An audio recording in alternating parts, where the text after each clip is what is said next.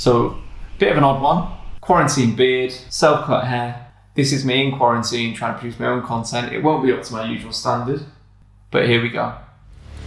This whole conspiracy to enslave humanity is a psychological game. The outcome is that they want to connect the human brain to artificial intelligence, so artificial intelligence becomes human consciousness. So I saw a video by Brian Rose from London Real. Now anyone that's seen my videos before in the Entrepreneur series will know I think he is a bit of a nugget. However, I kind of feel he's got a point with the latest YouTube video that he has put out regarding being banned and removed from LinkedIn. As you might have heard the news, we've been banned on LinkedIn. I'm talking specifically about the interview which has been banned from other platforms, Vimeo, YouTube and Facebook, that he did with David Icke. There is no COVID-19. It doesn't exist. I have personally had my own issues with LinkedIn. I've been shadow banned from there. People weren't able to search for me. People weren't able to tag me. My difficulties and problems with LinkedIn go way back. What Brian Rose has said today on his YouTube video about being banned by LinkedIn, if it sets a dangerous precedent for freedom of speech and what these social media platforms allow to be seen by other people. So let's get into the video from Brian Rose.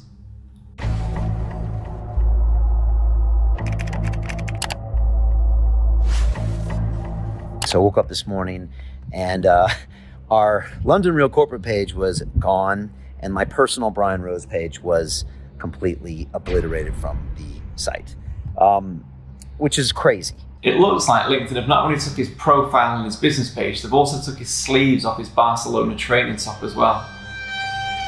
LinkedIn is literally taking the shirt off Brian Rose's back.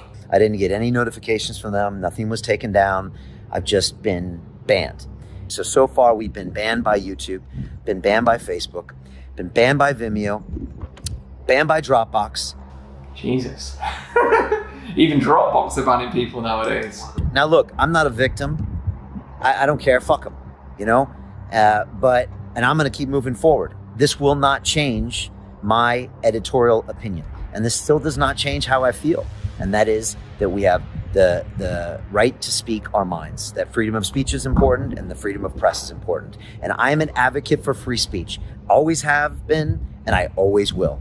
So freedom of speech and freedom of press. But equally, these are, and I know London Real do this, the same companies that bury bad press about themselves, how they can manipulate reviews and get fake 5-star reviews about their mentoring and their coaching and stuff like that. So he's saying he's not a victim, but I doubt he says this type of things when it's someone that's given him a 1-star review or is looking for a refund. I think there's a human rights issue going on here that we need to investigate further. And so the truth is, now I need you more than ever. I need your help. I need your help. And I posted something yesterday asking for what somebody called the London Real Army for your help. Now look, some people don't like that term, some people don't. Until you come up with a better term, I don't know what to use. Until you come up with a better term, why don't you call them the London Real Wankers? There's my better term. I'm relying on you, the London Real Army.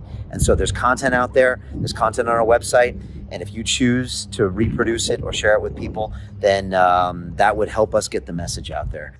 It's interesting though, does this actually aid Brian Rose's crusade or quest, and does it raise his profile even more? If you're the guy that's been banned, it kind of does make people rally around you a little bit more, and maybe you are onto something with the truth. I would argue, because I know some of my videos have been banned, I've had 2 property training videos that have been removed in the last sort of 8 weeks as well. And it kind of makes you feel, well, you must be telling an uncomfortable truth for someone to want to remove that. However, in this interview, I honestly don't believe it is an uncomfortable truth, in my personal opinion.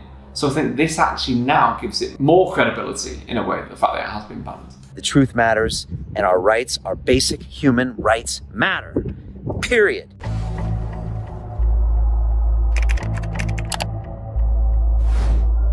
As of last night, we have been reinstated back on LinkedIn. So that is amazing. That's the first network that's decided to reverse the decision of censorship and just outright banning of our right to free speech. and we're back on LinkedIn. So Brian Rose is now back on LinkedIn, both his company profile's back on and also his personal profile's back on, which leads me to think, was this all one big marketing ploy anyway?